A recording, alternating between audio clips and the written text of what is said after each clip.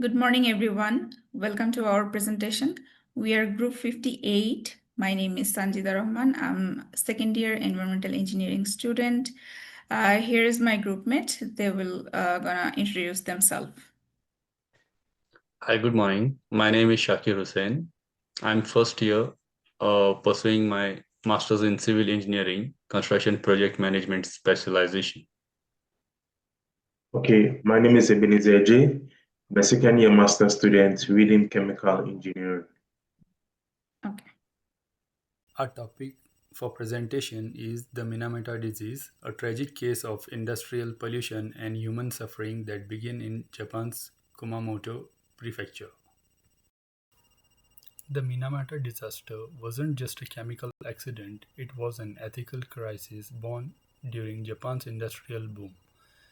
The Chizo Corporation's factory released toxic methyl mercury into Minamata Bay, contaminating fish and sustained local families. Residents developed tremors, blindness, and speech loss. Officials and engineers dismissed the problem to protect economic progress. Reports were buried, and company loyalty overshadowed human compassion. Minamata reminds us that professional responsibility extends beyond the lab or plant.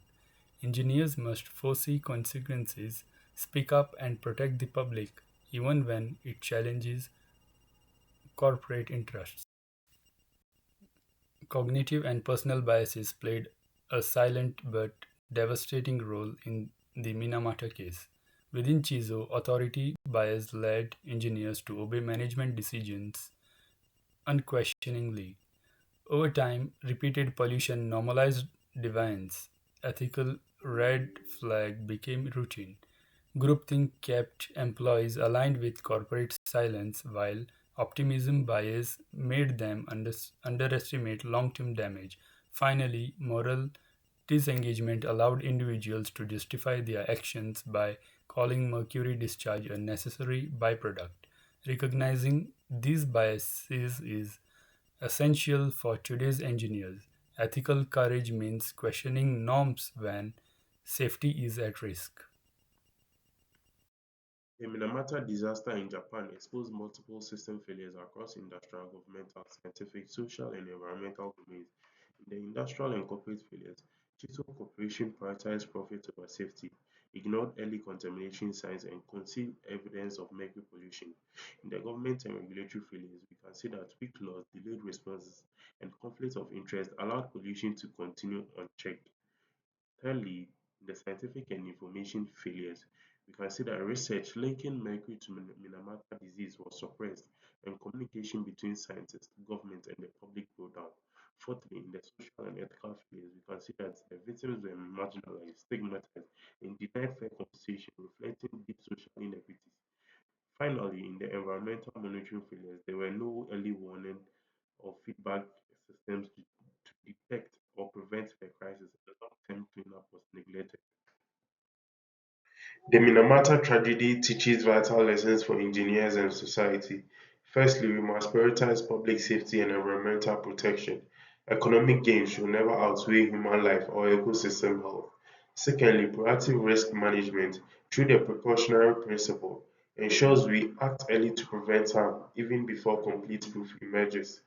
Thirdly, transparency and scientific integrity are essential. Honest data reporting builds trust and prevents cover-ups like those in Minamata. Fourthly, strong corporate and government accountability is needed. Industries and regulators must be held responsible for protecting the public from industrial hazards. Finally, we must ensure social justice and inclusion by giving all communities a fair voice and ensuring victims receive equitable treatment and compensation. Now that we have discussed the cause and impacts of the Minamata disaster, I'll focus on how we can prevent similar disaster in the future.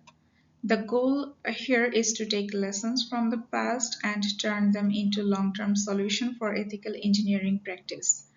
First, we need a stronger regulation. Government should make it mandatory for industries to report their waste, not just the amount but also what type of pollutants they release. Transparent public reporting allows citizens, environmental groups, and policymakers to hold industries accountable. For example, in Canada, many provinces now require industries to publicly share emissions data, a step that could have made a huge difference in Minamata case, where marketed discharges were hidden for years. Second, establishing independent ethics oversight boards in industries handling hazardous material is critical. These boards would consist of professionals like engineers, environmental scientists, and public representatives. Who can review operations and raise ethical concern before accident happens. This prevents conflicts of interest where companies prioritize profit over safety. Third, education in ethical design should become a core part of engineering training. If engineers learn early about sustainability framework like the 9R model, which includes rethink, reduce, reuse, and so on, they begin to see design not just as technical problem solving, but as a responsibility toward people and the ecosystem. Ethics should not be an afterthought, it should be built into the design process itself. This connects to what we learn in our course under Design for Justice, encouraging engineers to think about the social and moral impacts of every single project. Fourth, we must strengthen whistleblower protection law. Many engineers witness unethical behavior but remain silent out of fear of losing their jobs. By protecting whistleblowers, we create a culture where speaking up is seen as a professional duty rather than a risk.